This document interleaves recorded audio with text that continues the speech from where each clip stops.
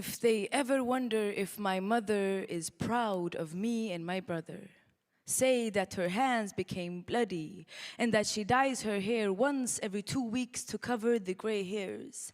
Say that she took me to my dance classes through snowstorms and sat with my brother at 5 in the morning before his exams. Say that her pride is what raised us. She herself answers, well, what would otherwise have become of them after all my hands have suffered? And if they ask for me, say that I will always be there, but don't promise to answer the phone, that I want to help the world but can only find to help myself. And if they wonder why I'm so deep, say that life presented me death so early that I had to make sense of the injustices, discussing with my friends in the yard about why my father disappeared and hers left. Say that children may be innocent but not stupid, that children understand void long before they can describe it in words. And if they ask about my home, say that it's beautiful and that people don't have more rooms than they can sleep in, and that food is shared between all, and that social services have always been a threat but that no one has been afraid, and that poverty is not understood by children but becomes visible when you get older, and that money is so tempting because it is a way out, but dirty money doesn't buy apartments, only clothes, and clothes show. And that's the most important thing amongst those who don't have much, that it looks like they have something so they wear their money. Say that philosophy have never been discussed so deeply, that music hasn't been played so loudly in cars, and that one's friends from afar becomes family. Say that the misery may smell like sewage, but that the water is clean. And that if people really had choices, they wouldn't have chosen this for their children.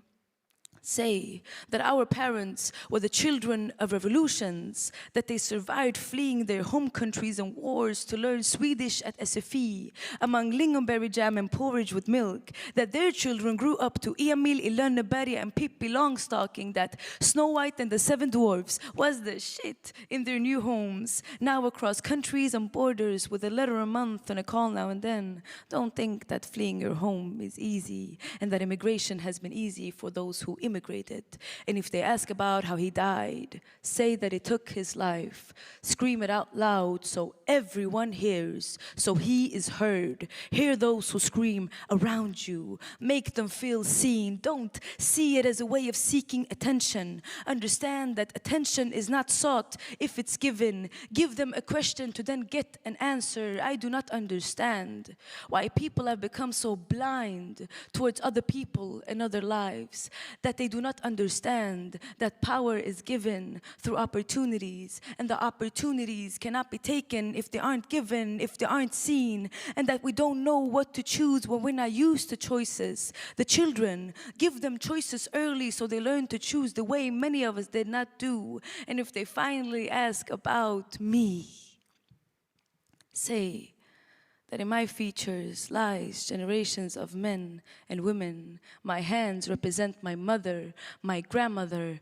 and my grandmother's mother, who harvested land, who nurtured in war, who went to war, who survived the neighbor's bullets, who could have been hit but didn't, who stood by their families to dare to break free for a greater purpose, who believed, who were fearless because they were young. So thank for the youth who survived without counting on life. So every day after that became a gift, but they learned to not take time for granted. Through all the hardships and the struggles, the skin thickens and becomes equally smooth as dented.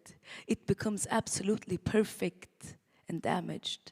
I might say that I'm tired of fighting, that I want to float, but that's only because I'm an outcome of the survivors. So I get to live and take time for granted, because that was the goal anyway, wasn't it? To make the lives of the next generation a bit better. But did it become so much better? There is beauty in fire, but the fire can also burn you. Are we fighting for the whole world, or have we learned to only fight for oneself? Thank you.